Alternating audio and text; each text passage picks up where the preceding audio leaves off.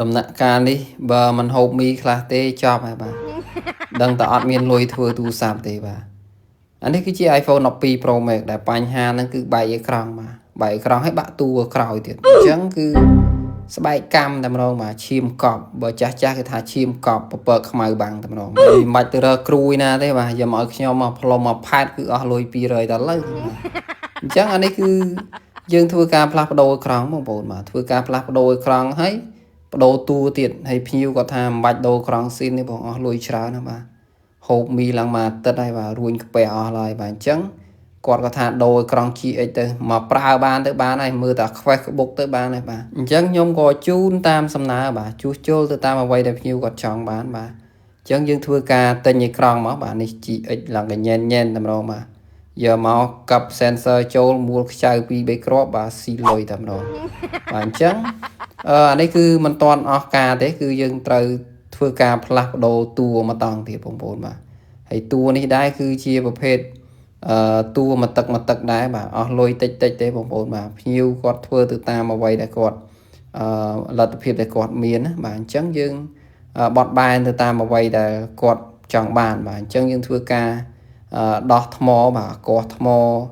កោះជើងសាកលើកបតលើកអីចេញមកដើម្បីរុះរើយកទៅដាក់សបកតួថ្មីបាទហើយកាមេរ៉ារបស់គាត់នេះគឺរៀងស្អាតតិចហើយដោយសាររបស់គាត់ពីមុនមកធ្លាប់បែកឡែនបាទអញ្ចឹងទៅ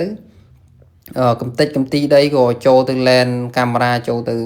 ប្រឡាក់កញ្ចក់ឡែនកាមេរ៉ាហ្នឹងទៅធ្វើឲ្យកាមេរ៉ាគាត់ស្អាតអញ្ចឹងទៅគឺអាចស្គ្រួសបានទេមានតែអឺ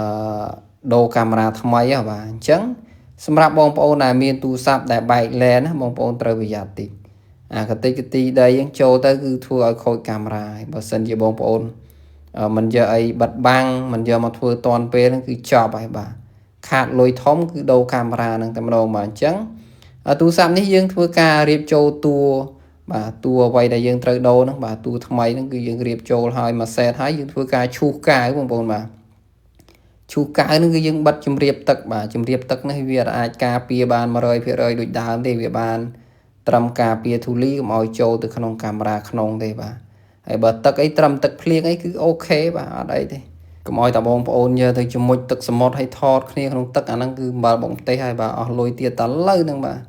តែបើសម្រាប់ចាប់ពី13 Pro Max ឡើងបាទមកដល់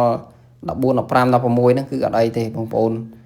ដូរក្រង់ដូរតួគឺយើងមានបាទយើងមានម៉ាស៊ីនសម្រាប់ស្កត់ឲ្យដូចដើមវិញអញ្ចឹងបាទផ្លុំទៅគឺស្ទះខ្យល់ឈឹងតែម្ដងបាទនិយាយទៅដូចធីមខុកធ្វើអញ្ចឹងបាទអានេះគឺហាយហើយបងប្អូនបាទប៉ុណ្ណឹងគឺស៊ីលុយបាត់ហើយបាទនេះចេញញ៉ាញ់តែម្ដងបាទ